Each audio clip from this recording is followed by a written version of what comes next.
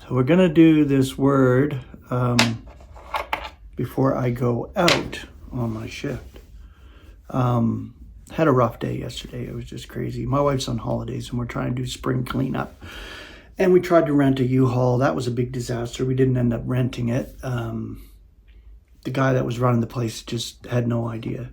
Nothing was going through. No debit, no credit, no nothing. And no, not even cash. So we didn't end up renting that U-Haul. We don't have a truck, so we were trying to rent a van to actually haul this spring cleanup shit away, but it didn't work out.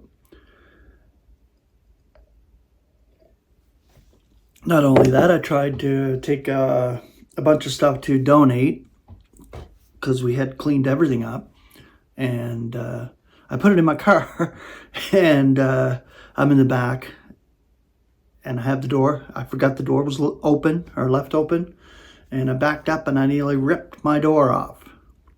I ended up shutting it. It's shut, but I had to tape it all up inside so it doesn't leak into the car. And so there you go. At least it shuts and locks, and I don't use it anyway, but just one thing after another yesterday. These frustrations in life can get to you.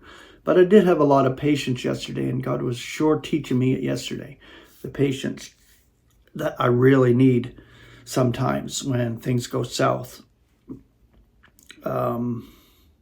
Also, I turned on the outside hoses just because we were off all winter, and I had them off, and so it wouldn't freeze up. But when I turned it back on, it's all new poly B in the house, but the one connection there leaks. So that leaked last night onto the floor. I had to shut it off this morning. Jacob noticed it.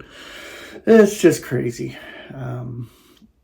So my wife's, like I said, on holidays. I haven't been outside. Haven't been able to do videos outside, which kind of sucks because I want to be outside doing videos out where the nice backyard is and stuff. But I just don't want to bother anybody either. So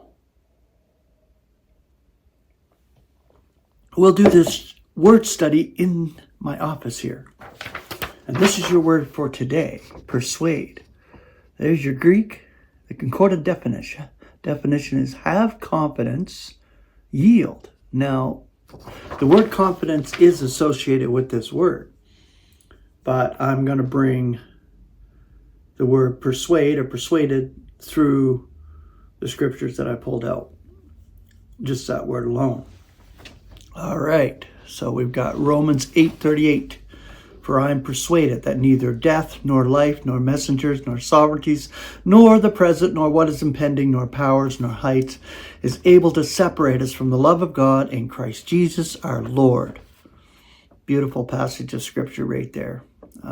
Romans 14:14. I have persuaded and am persuaded in the Lord Jesus that nothing is contaminating of itself, except that the one reckoning anything to be contaminating, to that one it is contaminating. Romans 15:14. Now I myself also am persuaded concerning you, my brethren, that you yourselves also are bulging with goodness, filled with all knowledge, able also to be admonishing one another. 2 Timothy 1:5, getting a reminder of the unfeigned faith which is in you, with which first makes its home in your grandmother Lois, and in your mother Eunice. Now I am persuaded that it is in you also. 2 Timothy 1:12, for which cause I am suffering these things also, but I am not ashamed, for I am aware whom I have believed, and I am persuaded that he is able to guard that which is committed to me for that day. 2 Corinthians 5:11, being aware then of the fear of the Lord, we are persuading men, yet we are manifest to God. Now I am expecting to be manifest in your conscience also. Galatians 1:10, for at present am I persuading men or God? Or am I seeking to please men? If I still please men, I were not a slave of Christ. Romans 2:8, yet to those of factions and stubborn, indeed, as to the truth, yet persuaded to injustice, indignation and fury. And Galatians 5:7. You raced ideally, who hinders you not to be persuaded by the truth.